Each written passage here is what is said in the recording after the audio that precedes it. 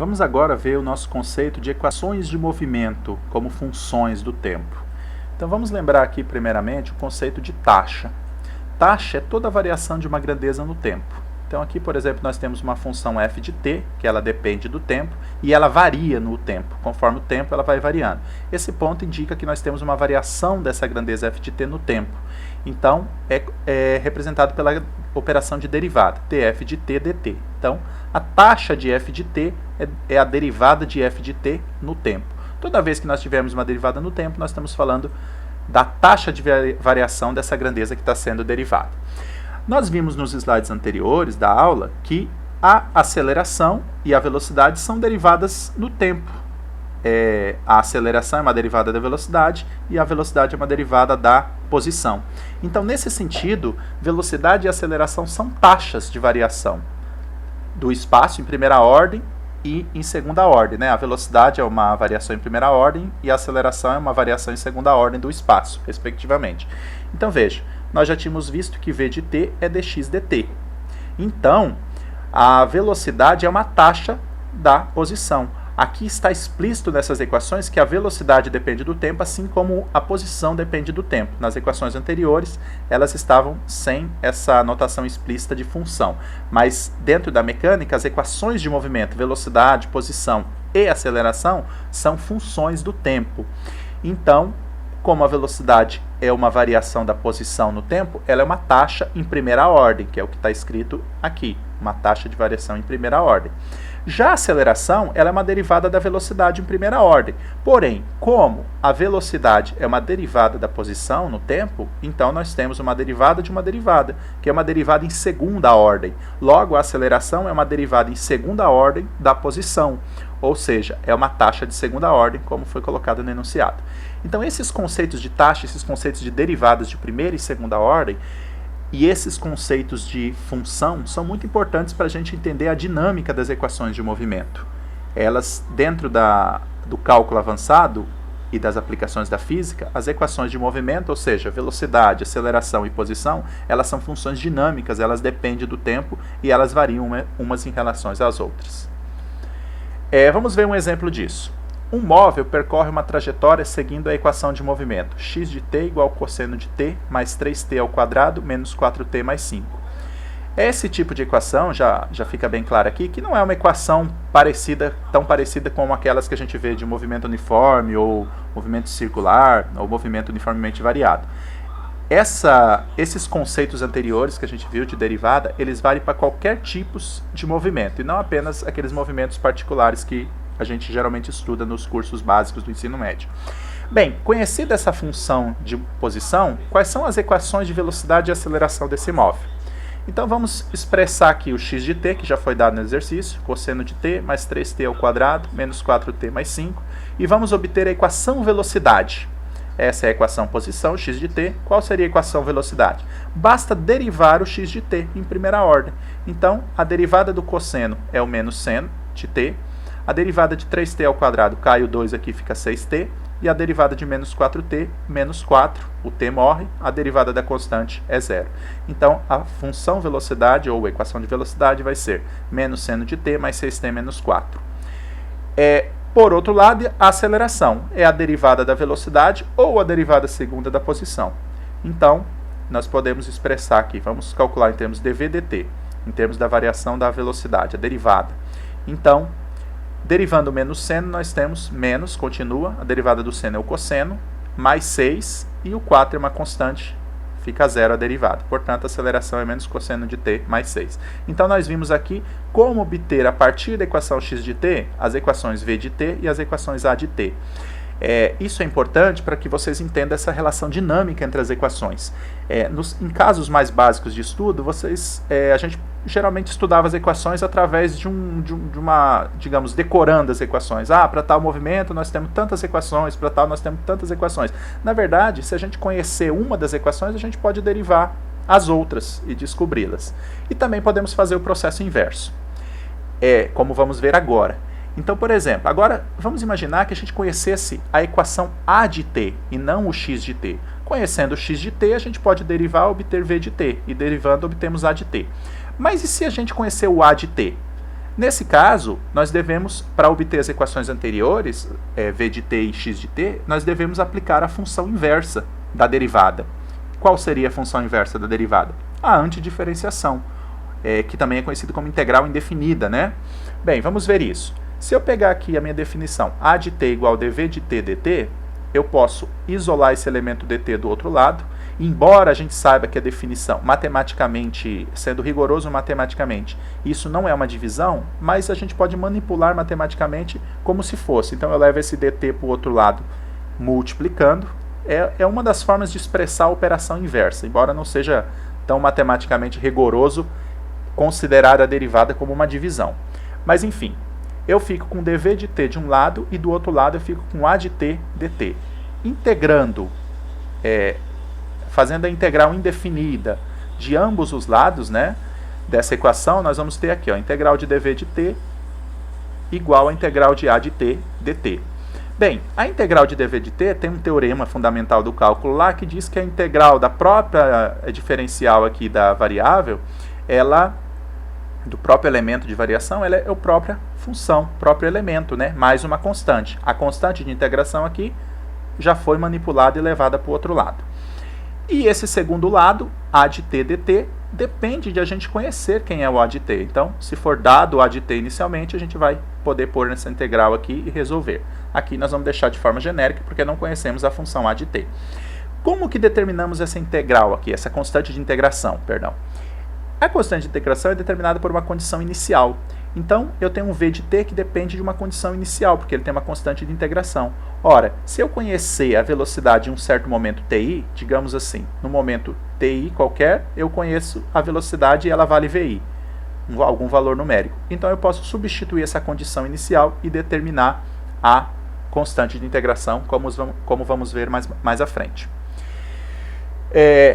Bem, de uma vez que eu determinei a velocidade, como que eu vou determinar a posição, a função posição? Da mesma maneira que fizemos para o caso da velocidade. Primeiramente, eu sei que velocidade é a derivada da posição. Então, eu inverto esse elemento dt e fico com dx de t igual a v dt. v de t dt. Integro ambos os lados. Esse primeiro lado é o próprio elemento de integração, x de t. Aparece uma constante de integração que vai para o outro lado. E neste segundo lado, eu tenho a minha integral v de t dt, que eu só posso resolver se eu conhecer a função v de t. Essa constante de integração também ela é determinada pela condição inicial. Se eu conhecer a posição xi num certo instante ti, eu substituo na minha equação pronta e obtenho a constante de integração. Vamos ver um exemplo deste caso. Um móvel percorre uma trajetória com aceleração a de t igual ao cosseno de t mais 5t. Novamente, não é uma equação do movimento padrão, é uma equação que pode ser qualquer equação genérica aqui, de movimento, de aceleração. Quais são as equações de velocidade e posição desse móvel, sabendo que no instante t igual a 0, ele está na posição 5 metros com velocidade 3 metros por segundo? Então veja que nesse caso foram dadas condições iniciais. No tempo igual a 0, ele está na posição 5 metros com velocidade 3 metros por segundo. Eu poderia ter inclusive tempos diferentes. Eu poderia ter, por exemplo, no tempo t igual a 0, ele está na posição 5 metros, e no tempo t igual a 12, ele está com velocidade tanto. Serviria também como condição inicial. Pegando esses dados que o exercício nos deu e colocando aqui embaixo, nós vamos enfatizar eles aqui embaixo. A de t igual ao cosseno de t mais 5t é a nossa equação de aceleração em função do tempo, uma equação dinâmica.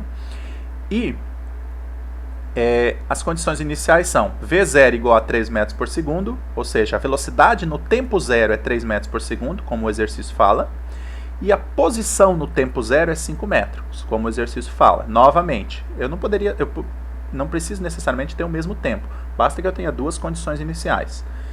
Nesse caso, eu preciso de duas condições iniciais porque eu vou obter 2 graus de integração, né? Se eu tivesse só uma condição inicial, eu poderia obter somente uma constante de integração em um só grau de integração. Primeiramente, vamos obter a equação v de t. Então, veja que v de t, nós já vimos anteriormente, é a integral de a de t dt mais c. Coloco aqui o a de t, que é a minha equação, dentro do espaço de integração aqui. Lembrando que o meu a de t é cosseno de t mais 5t. Então, Está aqui, ó, no lugar de A de t, eu coloco cosseno de t mais 5t. Tendo cuidado de que essa equação esteja toda ela, aqui, veja, entre parênteses, toda ela integrada no elemento de integração dt, na variável de integração. Mas a constante que está fora da integral, veja que a constante ela não está no escopo de dt. Bem, integrando cosseno de t, eu tenho seno, já que a derivada do seno é o cosseno. Integrando 5t em t, eu tenho 5 meios t ao quadrado, né? Lembra que nós vamos aumentar a ordem aqui, t ao quadrado, cai um 2, então 5 meio t ao quadrado, porque se eu derivasse, eu ficaria, 2, cai 2, corta com 2, ficaria 5t, exatamente 5t.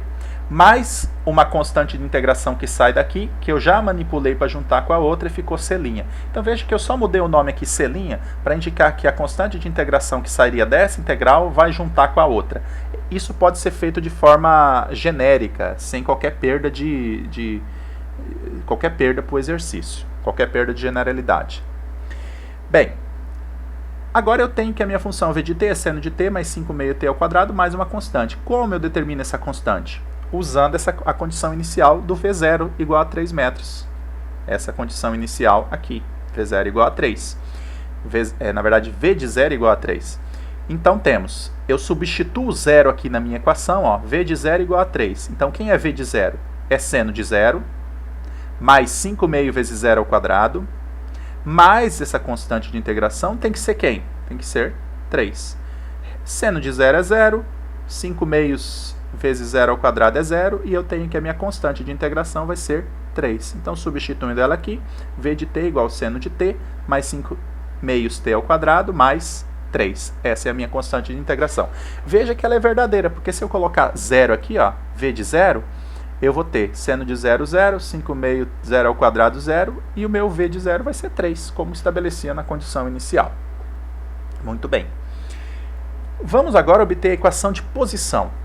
A equação de posição é a integral do v. Então eu pego aquela função v que eu obtive anteriormente, seno de t igual a 5 meio t ao quadrado mais 3, toda ela, e vou integrar, vou colocar ela aqui no v de t, e vou integrar em dt, mais uma outra constante, não é a mesma da anterior. Fazendo essa integração, a integral do seno é menos cosseno. Por quê? Porque a derivada do cosseno é menos seno. Menos com menos fica positivo. Então, integral do seno é menos cosseno. Mas, integrando aqui em cima vai 3 e cai um 3 embaixo, vai ficar 6. T ao cubo, o 5 é uma constante, permanece. Aqui fica mais 3t. Sai uma constante que junta com essa constante c e vira uma constante qualquer c'. Por isso que eu usei aqui c'. Isso é só um preciosismo matemático. Não teria problema nenhum eu continuar mantendo o nome c. Mas eu coloco só para designar que a constante daqui que sai dessa integral junta com essa. Usando a condição inicial x0 igual a 5, para determinar essa constante de integração, nós vamos ter o seguinte. Ora, se a posição no tempo 0 é igual a 5, eu vou colocar 0 no tempo aqui, ó. Menos cosseno de 0, mais 5 meio vezes 0 ao cubo, 5 sextos vezes 0 ao cubo, mais 3 vezes 0, mais c'. Pessoal, o cosseno de 0 é 1, então eu tenho menos 1. Lembrando que isso tem que ser igual a 5, né? Então, cosseno de 0 é 1 com o menos 1. Aqui nós temos 0, aqui temos 0, porque tem multiplicações por 0, mais c' igual a 5. Então, levando 1 para o outro lado, positivo, vai ficar c' igual a 6, ou seja, determinamos nossa constante de integração. Substituindo aqui, nós temos que x de t é igual a menos cosseno de t, mais 5 sextos t ao cubo, mais 3t, mais 6, que é a nossa constante de integração. Ou seja, aqui nós obtivemos a partir de A as equações v de t e as equações x de t. Como eram dois processos de integração, nós precisamos de duas condições iniciais para determinarmos especificamente cada uma, para determinarmos exatamente a equação. Senão nós ficaremos com uma constante de integração que determina uma família de curvas. Então vocês observem que, conhecido A de t, a gente sempre pode determinar x de t e v de t, desde que tenha as condições iniciais. Por outro lado, conhecidos x de t, nós podemos determinar v de t e a de t através das derivadas. Então, dito isso, nós já sabemos como manipular as equações dinâmicas para que, através de cada uma, termos as outras, né? Então, vamos ver aqui agora algumas unidades de medidas, né? Até agora nós trabalhamos com funções, então não precisamos de tantas unidades de medidas, mas vamos ver quais são as unidades de medidas dessas grandezas. Todas as posições, distâncias e deslocamentos são medidas em metros no SI. Só que em muitos casos, quando tivermos grandes distâncias, a gente pode usar centímetro, no caso para pequenas distâncias, ou quilômetros, ou léguas. Léguas não faz parte do SI, mas é uma unidade de distância, então pode ser usada também em alguns casos, principalmente em exercícios, às vezes do outro sistema, o CGU, né? Então por aí vai.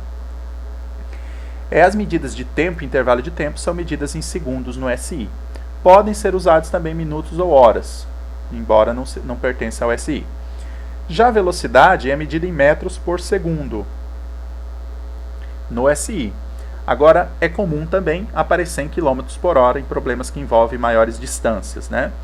A aceleração, por outro lado, por padrão no SI, ela é medida em metros por segundo ao quadrado. Não é comum o uso de km por hora ao quadrado, mas pode acontecer em alguns casos, embora não seja comum.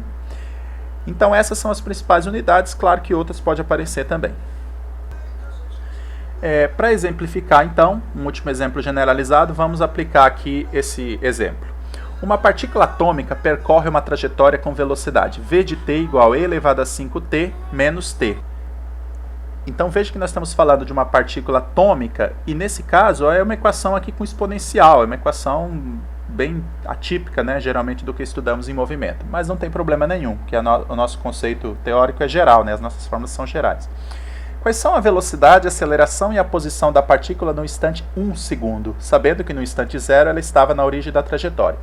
Prestem atenção, pessoal, que tem dois valores aqui, ó. Eles querem saber quais são as velocidade, aceleração e posição, então 3 equações, né, da partícula no instante 1 segundo. Isso não é condição inicial, isso é a pergunta. Sabendo que no instante 0 segundo ela estava na origem da trajetória. Isso sim é a condição inicial, ó. No instante 0 segundo ela estava na origem da trajetória. Esse 1 segundo é a pergunta. Então vamos tirar aqui os dados importantes do exercício. V de t é igual a elevado a 5t menos t. Está aqui, ó. Essa é a equação de velocidade em função do tempo. V de t igual a e elevado a 5t menos t. E a condição inicial é isso aqui, ó. Sabendo que. Então, no instante 0 segundos, está aqui, ó, instante 0 segundos, ela estava na origem da trajetória. O que é a origem da trajetória? É x igual a 0. Então, x de 0, x do tempo 0, a posição do tempo 0 é igual a 0. Então, essa é a condição inicial. Esse 1 segundo faz parte da pergunta, para a gente substituir e determinar essas equações aqui, os valores dessas equações no tempo 1 segundo. Notem também que nós só temos uma condição inicial. Por quê? Porque ele deu a função velocidade. Então, para mim determinar a aceleração, basta eu derivar. Para derivar, eu não preciso de condição inicial.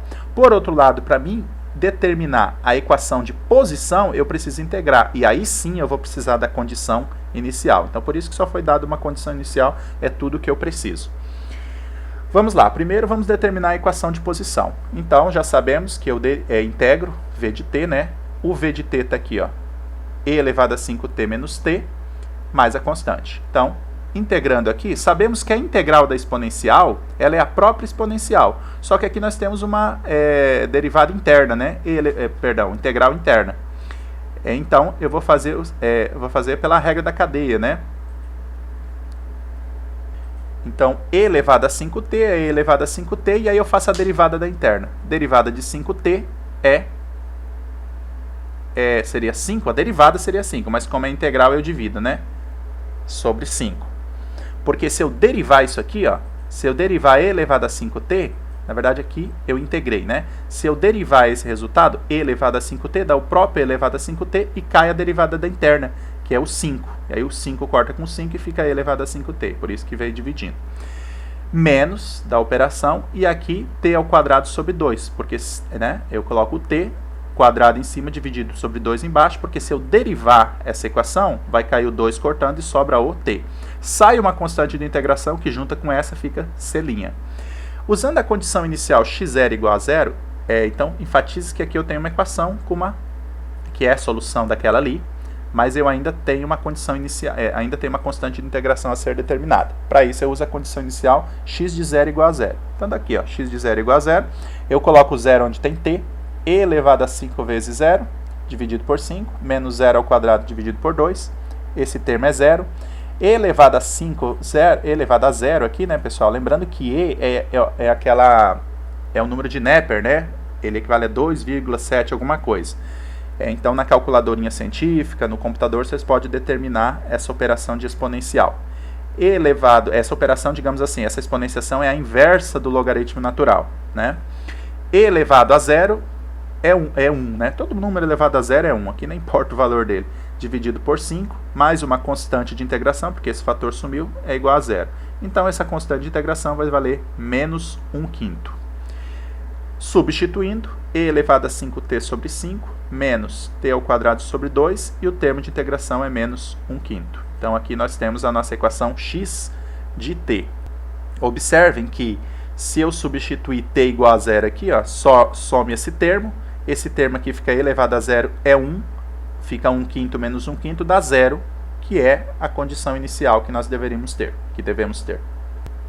E por fim, pessoal, só voltando aqui na constante, nessa integração aqui, se não ficou muito claro, nós temos que lembrar o seguinte, que quando a gente deriva alguma coisa numa função, por exemplo, e elevado a f de t, eu derivo a exponencial e depois derivo o f de t. Então aparece um f de t aqui multiplicando.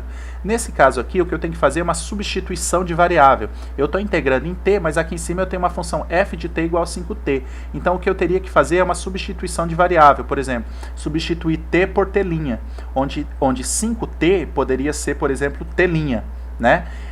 E aí eu integraria em dt' e iria aparecer uma constante aqui embaixo sobre 5. Só que eu fiz esse processo aqui direto, tá? Então já apareceu o 5 aqui embaixo. Então, para ser rigoroso matematicamente, vocês têm que fazer, para resolver essa integral, vocês têm que fazer essa substituição de variável.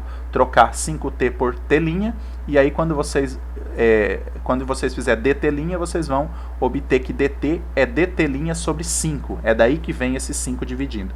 Mas, obviamente, que está correto esse resultado, porque se eu derivar isso aqui, e elevado a 5t, dá e elevado a 5t, e cai a derivada de 5t, que é 5, e corta o 5, e fica o mesmo valor daqui. Então, é só para vocês descobrirem como foi feita essa integral diretamente.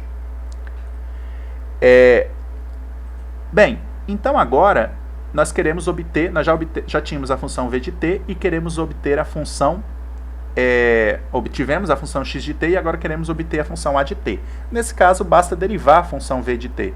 Então, d dt, a função v de t é e elevado a 5t menos t. Veja que a derivada de e elevado a 5t é justamente o e elevado a 5t. Cai a derivada interna aqui, 5, menos 1 daqui. Nesse caso, nós não temos nenhuma constante de integração e não precisamos de condição inicial. Mas, conhecendo aqui todas as equações, o x de t, o v de t e o a de t, nós ainda não resolvemos o problema, porque o problema ele era para descobrir o valor da posição, velocidade e aceleração no tempo 1 segundo. Então, o que nós temos que fazer? Substituir 1 segundo no fator tempo. Então, vamos lá, o x, vamos relembrar o x, e elevado a 5t sobre 5, menos t ao quadrado sobre 2, menos 1/2. Eu vou colocar 1 segundo aqui no lugar do t. Então, está aqui, ó, elevado a 5,1, menos 1 ao quadrado sobre 2, menos meio.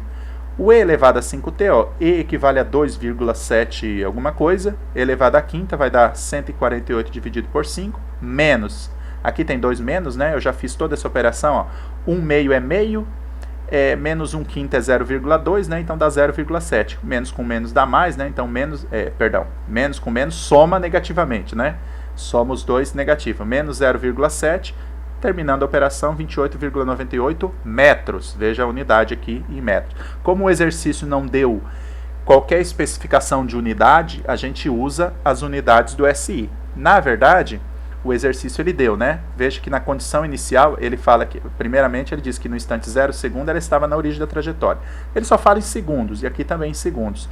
Então, a gente presume que sejam as unidades do SI, senão ele deveria ter explicado quais são as unidades.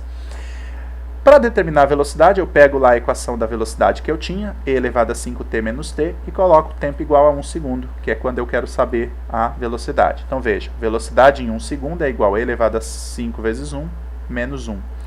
E, portanto, eu tenho o mesmo valor aqui de cima, 148,41 menos 1, que vai dar 147,41 metros por segundo.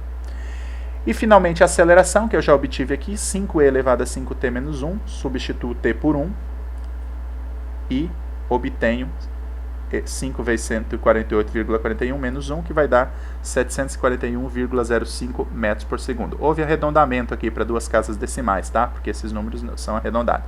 Então, vocês viram aqui que nós podemos obter as equações, podemos substituir valores numéricos nessas equações, equações gerais, não precisa ser de um movimento típico, usando os nossos conceitos de derivadas e integrais.